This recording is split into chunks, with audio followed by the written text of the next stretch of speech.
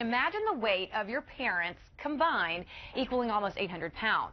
That was a reality for our next guest, and although he lost his father, he wanted to make sure that the same thing did not happen to his mom, and so we want to welcome professional trainer Jonathan Ross. Thanks so much for coming in and talking with us. You're welcome. Thanks for having me. I want to start talking about your father and exactly what happened. Well, he just got progressively overweight from making small choices over a long period of time. Little more eating of the wrong foods, a little less activity, and sitting still year by year. And then 1995, he's 424 pounds, and he passed away. So it was a rather slow process for him. And many people talk about the loss of life with obesity in terms of someone dying young, but it's really the loss of quality of life. That was a big factor, and I saw that with him every day. Right. I'm sure you got to, or you watched him deteriorate, but that is so common. It seems like, as people age, they get sedentary and they decide, not to go for the healthy foods. You decided, though, you were not going to let the same thing happen to your mom.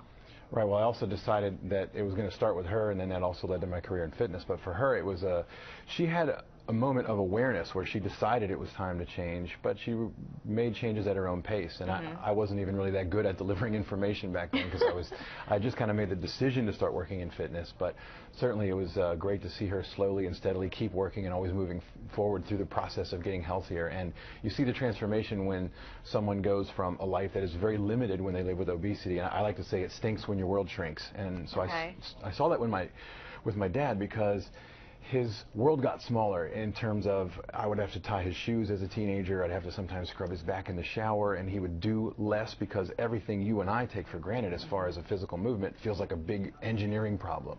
And so it was neat to see my mother rediscover the ability to just do things and move without that sense of heaviness and how difficult it is to do even basic things. And so now we have a picture here. This is your mom, Patricia.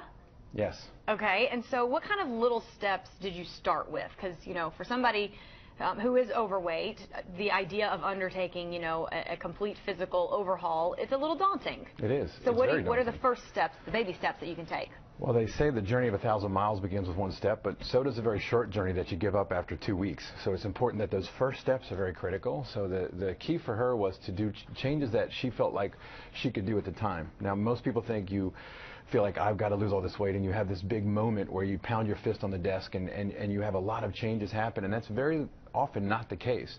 Success comes when you make small changes and then you do them over time. So for her, she was really most interested and most willing only at first to make nutrition changes. So I started coaching her on how to make better food choices. And then a couple years later, that's when she got willing to start adding in exercise. And then the photo that you just saw was her near the end of her journey doing exercise, but she didn't really even start that until a couple years after. But she made the changes at her own pace, and that's essential for anyone seeking change, is to do it at a pace that you feel comfortable with. It's going to be uncomfortable, but it should be kind of comfortably uncomfortable. Okay, that makes sense. And so she's lost 170 pounds, yes, kept it off, looking good, feeling good, and that's, sparked you to get into physical fitness as well. Yes. So really great that you guys have done that, and we wish you continued success. Thank you so much, Jonathan, thanks for coming in and talking with us today. You're welcome. Thank you.